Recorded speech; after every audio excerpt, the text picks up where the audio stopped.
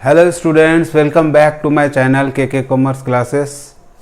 आज हम लोग कॉस्ट अकाउंटिंग का एक नया टॉपिक डिस्कस करने वाले हैं, जो टॉपिक का नाम है वैल्यूएशन ऑफ मटेरियल इशूड। ठीक है, जब हम लोग फैक्ट्री से प्रोडक्शन का काम करते हैं तो फैक्ट्री में जो प्रोडक्शन होता है तो अलग अलग टाइप का मटेरियल यूज़ होता है। हम लोग लास्ट वीडियोस में हम लोग देखे कि मटेरियल का हम लोग इकोनॉमिक ऑर्डर ऑफ क्वांटिटी कैसे निकालते हैं ताकि सबसे सस्ता परचेजिंग हो सके। लेवल के बारे में सीखे, मैक्सिमम लेवल क्या होता है, मिनिमम लेवल क्या होता है, स्टॉक लेवल क्या होता है, एवरेज लेवल, ये सब कैलकुलेशन हम लोग लास्ट वीडियोस में सीखे हैं। आज हम लोग सीखेंगे कि मटेरियल जो हम लोग इशू करेंगे प्रोडक्शन के लिए वो किस रेट में हम लोग इशू करेंगे, या सेल्स के लिए अगर हम लोग भेजते हैं किसी प्रोडक्ट को गोडाउन से शोरूम में तो किस रेट में वो सामान हम लोग भेजेंगे ताकि उसको रिप्रोडक्शन के लिए यूज़ किया जा सके या सेल्स के लिए यूज़ किया जा सके। तो अलग अलग type of business, nature of business के आधार पर हम लोग मटेरियल को जो इशू करते हैं रिप्रोडक्शन के लिए या फिर रीसेल के लिए, जिससे बिजनेस में प्रॉफिट कमाया जा सके, अलग अलग बिजनेस के नेचर के हिसाब से हम लोग मटेरियल को इशू करने का जो वैल्यूएशन है वो अलग अलग मेथड से करते हैं। तो आज हम लोग यही सीखेंगे कि वैल्यूएशन ऑफ मटेरियल इशूड, जो हम लोग वैल्यूएशन करते हैं मटेरियल इशूड करने के लिए, वो किस किस मेथड से हम लोग कर सकते हैं। तो सबसे पहले हम लोग का जो मेथड है वो एट कॉस्ट प्राइस में है। ठीक है, उसी तरह एवरेज प्राइस मेथड है, स्टैंडर्ड प्राइस मेथड है, रिप्लेसमेंट कॉस्ट मेथड है और इन्फ्लेटेड प्राइस मेथड है। तो चलिए ये सभी चीज़ों को बारी बारी से हम लोग अभी डिस्कस करेंगे। आज का वीडियो स्टार्ट करते हैं। अगर आपने चैनल को अभी तक सब्सक्राइब नहीं किया है तो चैनल को सब्सक्राइब कर लीजिए और बेल आइकन भी प्रेस कर दीजिए ताकि इस तरह का नए नए वीडियो का नोटिफिकेशन आप तक जा सके। तो चलिए आज का वीडियो स्टार्ट करते हैं।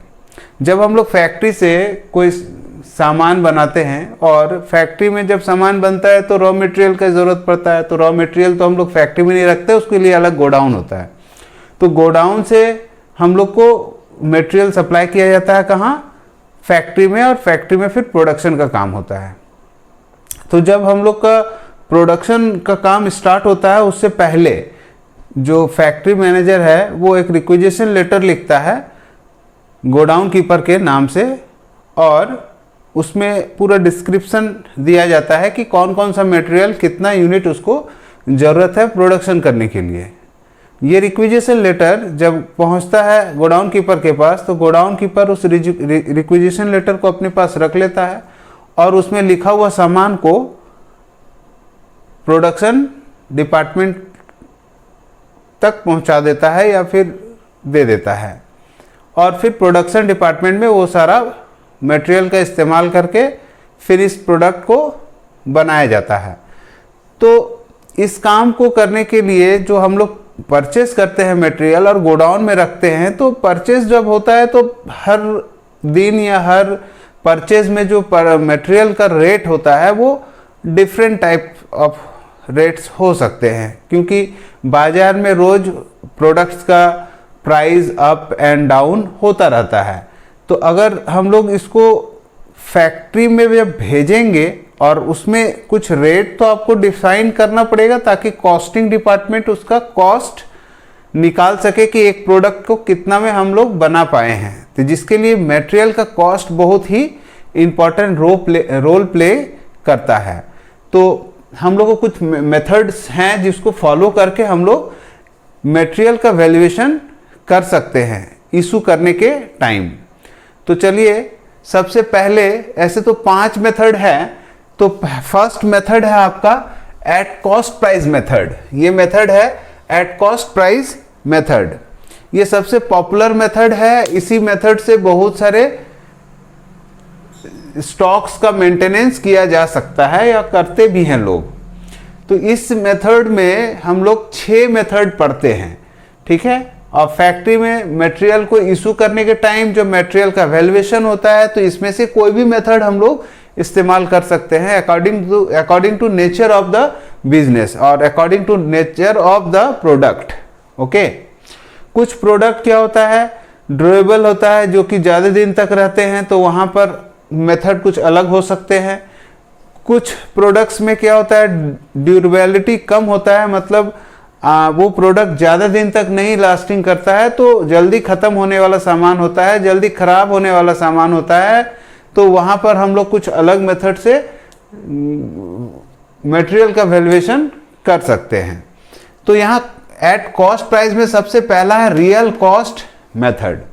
इस मेथड में बेसिकली क्या होता है, जो सामान को हम लोग खरीदते हैं जिस डेट में, उस डेट का सामान को किसी एक स्पेशल जगह पर रखा जाता है, फिर नेक्स्ट डे कुछ प्रोडक्ट अगर परचेस करते हैं रॉ मटेरियल का, तो उसको हम लोग डेट वाइज अलग अलग जगहों पर उसको स्टोर किया जाता है। और जब हमको उसको इशू करना होता है प्रोडक्शन के काम के लिए या फिर सेल के लिए, तो जिस डेट में जितना सामान आया है उसी सामान को हम लोग जिस रेट में आया उसी रेट में हम लोग को इशू करना होता है, मतलब प्रोडक्शन के लिए भेजना होता है। तो ये बहुत ही टफ काम होता है, क्योंकि मान लो 15 तारीख को 50 बोरा रॉ मटेरियल आया, तो उसको रखने का जगह अलग होगा। फिर 18 तारीख को फिर से 100 बोरा आ गया मटेरियल, तो उसको अलग जगह रखना है। तो ऐसे में थोड़ा प्रॉब्लम होता है कि एक डेट का स्टॉक को एक जगह रखे, दूसरा डेट को स्टॉक को दूसरा जगह रखे, तीसरा डेट को जो स्टॉक आया उसको तीसरा जगह रखे। और यूज़ कैसे करेंगे, जिस सामान को आप यूज़ करना चाहते हैं डेट वाइज यूज़ करेंगे, उस डेट का जो भी रेट आया है उस रेट से हम लोग को यूज़ करना है, सामान को मिक्स नहीं करना है। तो ये बहुत टफ होता है, जो रियल लाइफ में हम लोग को ये मेथड उतना ज़्यादा यूज़ नहीं किया जाता है। सेकेंड मेथड है first in first out method. यहाँ पर क्या होता है, जो मटेरियल पहले अपने गोडाउन में आता है उसको पहले हम लोग यूज़ करते हैं प्रोडक्शन के लिए या फिर सेल के लिए, ठीक है। उसके बाद में जो आया है उसको फिर बाद में यूज़ करेंगे। थर्ड मेथड में है लास्ट इन फर्स्ट आउट, मतलब जो एकदम करंट में जो एकदम ताज़ा जो गुड्स आया है उसको पहले यूज़ करेंगे, पुराना वाला गुड्स को बाद में यूज़ किया जाएगा। तो इसीलिए इसको बोलते हैं लास्ट इन फर्स्ट आउट, ठीक है। हाईएस्ट इन फर्स्ट आउट का मतलब होता है कि जो रॉ मटेरियल आप लोग खरीदे हो, आप 4 तरह का रेट का रॉ मटेरियल आपके पास आ चुका है। आपका जो रॉ मटेरियल है कभी 10 रुपया का रेट में आया, कभी 12 रुपया का रेट में, कभी 8 रुपया का रेट में, कभी 15 रुपया का रेट में। तो जब आप परचेस करते हैं अलग अलग रेट से, तो जो हाईएस्ट प्राइस होगा उसको पहले यूज़ करना है, उसके बाद वाला जो प्राइस है उसको यूज़ करना है, उससे फिर थोड़ा कम है तो उसको यूज़ करना है, और जो लोएस्ट प्राइस है इसको सबसे लास्ट में यूज़ करना है, इस मेथड में, highest in first out method में। फिफ्थ मेथड क्या होता है, एट कॉस्ट प्राइस का 5वां मेथड जो है मिनिमम इन फर्स्ट आउट, मतलब सबसे कम प्राइस वाला प्रोडक्ट को पहले यूज़ करना है, उसके बाद हाईएस्ट प्राइस को यूज़ करेंगे। इस मेथड में सबसे लोएस्ट प्राइस जो रहता है उसको पहले यूज़ करना होता है। बेस स्टॉक मेथड, मतलब इस मेथड में हम लोग स्टॉक का एक बेस बना लेते हैं जिसको हमको हमेशा मेंटेन करना होता है, ठीक है। सपोज दैट आपका फैक्ट्री में बेस स्टॉक मेथड यूज़ होता है और वहाँ पर जो बेस स्टॉक का जो वैल्यू है, क्वांटिटी है, वो 200 यूनिट फिक्स किया हुआ है। तो आप सब शुरू से ही 200 यूनिट को आप यूज़ ना करके जो नेक्स्ट यूनिट आपके पास बचा हुआ रहेगा उसको यूज़ करना है, और 200 यूनिट हमेशा आपको छोड़कर काम करना है। ये 200 यूनिट आपका जो है पुराना जो स्टॉक है, वो सबसे पुराना स्टॉक जो है, जो सबसे पहले आया है, उसमें से हम लोग रिजर्व कर देते हैं, और उसके बाद जो बचता है उसको हम लोग यूज़ करते हैं। फिर एवरेज प्राइस मेथड है, जो सेकेंड मेथड बोलते हैं। एवरेज प्राइस मेथड में हम लोग का 2 मेथड होता है, एक सिंपल एवरेज प्राइस और एक weightage average price. Simple average price method में हम लोग जो स्टॉक हम लोग खरीदते हैं, रॉ मटेरियल जो हम लोग खरीदते हैं, वो सपोज दैट 2 रेट का या 3 रेट का आ गया, तो 2 रेट का है, चाहे 3 रेट का है, चाहे 4 रेट का है, उसको एवरेज कर सकते हैं हम लोग। सपोज दैट कि आपके पास 5 रुपये वाला स्टॉक आ गया, प्लस 6 रुपये वाला स्टॉक आ गया, प्लस 4 रुपये वाला स्टॉक आ गया। तो आपका एक स्टॉक कितने का था? 5 रुपये वाला पर केजी।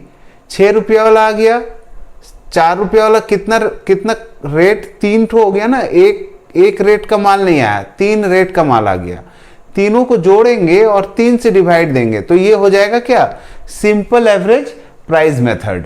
ठीक है, इसको जोड़ेंगे तो कितना हो जाएगा? 15 डिवाइडेड बाय 3 इक्वल टू 5 पर केजी। आपको मटेरियल का पर केजी का वैल्यूएशन आ गया सिंपल एवरेज प्राइस मेथड से। ठीक है, इसको लिख के इसलिए बता रहे हैं हम आपको क्योंकि वेटेड एवरेज प्राइस मेथड क्या होता है, ऐसा नहीं होता है। इसमें क्या होता है कि आप अगर कुछ 100 केजी मटेरियल खरीदे 2 रुपया के रेट से, तो आपका कितना हो जाता है? ये 200। ठीक है, और फिर खरीदे आप 300 केजी 3 रुपया के रेट से, तो हो जाता है कितना? 900। तो टोटल वैल्यू कितना हो जाता है आपका? 1100। और टोटल केजी कितना हो जाता है आपका? 400। तो 1100 को 400 से डिवाइड देंगे। ठीक है, तो आपका आएगा 2 रुपया 75 पैसा पर केजी। इसी रेट से हम लोग मटेरियल को इशू करेंगे। किस मेथड में? वेटेड एवरेज प्राइस मेथड में। स्टैंडर्ड प्राइस मेथड में क्या होता है कि जब हम लोग मटेरियल को इशू करते हैं रिप्रोडक्शन के लिए या फिर सेल के लिए, तो स्टैंडर्ड प्राइस मेथड में हम लोग एक प्राइस फिक्स कर लेते हैं कि ये 4 रुपया का रेट से ही हम लोग मटेरियल को इशू करेंगे, चाहे खरीदे हो 3 रुपया या 5 रुपया या 2.5 रुपया, जो भी रेट में आप खरीदिए सामान को, आपको री इशू करना है। जब मतलब गोडाउन से जब फैक्ट्री में भेजेंगे सामान को प्रोडक्शन के लिए, तो आपको एक रेट फिक्स हो जाएगा, फिक्स रेट होगा। यहाँ क्या होगा? फिक्स रेट से आपका मटेरियल को इशू किया जाएगा। रिप्लेसमेंट कॉस्ट मेथड में क्या होता है कि आप जब भी इशू करेंगे उससे पहले आपका जो कॉस्ट है परचेस करने का, उसके आसपास का कुछ रेट पहले से फिक्स हो जाएगा। आप अपने से फिक्स कर लेंगे कि इतना तारीख को इतना सामान इशू करेंगे प्रोडक्शन के लिए, तो वो इस रेट का होगा। हर इशू के लिए आप पहले से रेट डिसाइड कर लेंगे, तब जाके आप उसको इशू करेंगे। सपोज दैट आपने एक परचेस किया 5 जैन को 5 रुपया पर केजी। अब क्या है कि 6 तारीख को 6 जैन को आपको इशू करना है। तो इशू करने का रेट पहले से आप डिसाइड कर लिए कि 6 रुपये पर केजी इशू करेंगे। इसी तरह और भी कुछ रेट से आप खरीदेंगे जनवरी के बाद, 5 जनवरी के बाद, 7 जनवरी, 8 जनवरी, तो जो भी परचेस करेंगे वो रेट देख लेंगे और फिर री इशू करेंगे। तो फिर एक पहले से डिसाइडेड किया हुआ रहेगा कि इस रेट से ही हमको मटेरियल को इशू करना है। तो ये होता है रिप्लेसमेंट कॉस्ट मेथड से। इन्फ्लेटेड प्राइस मेथड में क्या होता है कि मटेरियल को जब हम लोग खरीदते हैं तो उसमें कुछ शॉर्टेज आ जाता है ड्यू टू इन्वायरमेंट, मतलब ज़्यादा गर्मी होने के कारण या फिर मॉइस्चर ज़्यादा हो जाता है तो सामान कुछ डैमेज भी हो जाता है, शॉर्टेज भी होगा। तो ये सब जो शॉर्टेज होगा, डैमेज होगा, ये तो मान लो जो प्रोडक्ट हम लोग फिनिश गुड बनाएंगे उसी से हम लोग को पैसा वसूल करना होगा। सामान अगर कम हो जाता है, शॉर्ट हो जाता है या वेस्ट हो जाता है, तो हम लोग को रिकवरी कहाँ से करेंगे? जो बचा हुआ सामान है उसी को बेच के करेंगे। इसको आप ऐसे समझ लीजिए, 10 पेन आप खरीदते हैं, एक पेन टूटा हुआ निकल गया, तो आप 9 पेन को बेच के जितना सामान आप इन्वेस्ट किए थे पेन में, 10 पेन में, सपोज दैट 10 रुपया का पेन एक था और 10 पेन खरीदे तो 100 रुपया आपका इन्वेस्टमेंट हुआ। अब जब आप पेन आप अपने स्टोर में लाएं, दुकान में लाएं, उसमें से एक पेन क्या हुआ? टूटा हुआ निकला, जिसको बेचा नहीं जा सकता है। तो आपके पास पेन कितना बचा? 9 रुपया, और आप इन्वेस्टमेंट कितना किए थे पेन में? 100 रुपया। तो डिवाइडेड बाय 9 करेंगे तो एक पेन का कॉस्ट आ जाएगा 11 रुपया 11 पैसा। तो आप समझ रहे हैं ना, 9 पेन को कम से कम हम 11 रुपया 11 पैसा करके बेचेंगे एक पेन को, तब जाके 9 पेन से हमको 100 रुपया रिकवर होगा। तो आप जब इस मेथड से मटेरियल को इशू करते हैं तो हम लोग क्या करते हैं, जो डैमेज है वो क्वांटिटी से माइनस कर देते हैं, और जो आप परचेस प्राइस है उस परचेस प्राइस को डिवाइड करते हैं, जो बचा हुआ प्रोडक्ट है उससे जो रेट आएगा उसी से हम लोग मटेरियल को इशू करते हैं रिप्रोडक्शन के लिए या फिर सेल के लिए। तो ये सब मेथड का जो भी हम अभी आपको बताएं, ये सब मेथड से हम लोग वैल्यूएशन कर सकते हैं मटेरियल इशूड को। तो हर क्वेश्चन के पीछे कुछ ना कुछ न्यूमेरिकल्स हम लोग को बुक में दिया हुआ है, जिसको हम लोग को सीखना है कैसे हम बनाते हैं, कैसे करेंगे। तो बस ये सारा जो मेथड है इसका न्यूमेरिकल्स नेक्स्ट वीडियो से अपलोड होगा, और हर मेथड का क्वेश्चन आपको बताया जाएगा और प्रैक्टिकली आप उसको फील करेंगे कि कैसे आप इस क्वेश्चन को सॉल्व कर रहे हैं, समझ में आएगा और ये पूरा चैप्टर बढ़िया से कंप्लीट हो जाएगा। ठीक है, आई होप कि ये वीडियो आपको पसंद आया होगा या समझ में आया होगा। तो आप अपने दोस्तों में ये वीडियो को शेयर कर सकते हैं और वीडियो को लाइक कर सकते हैं।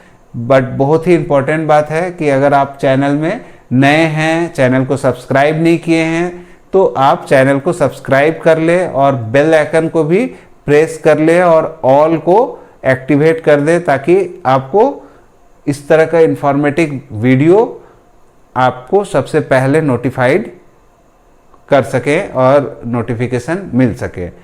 Thank you.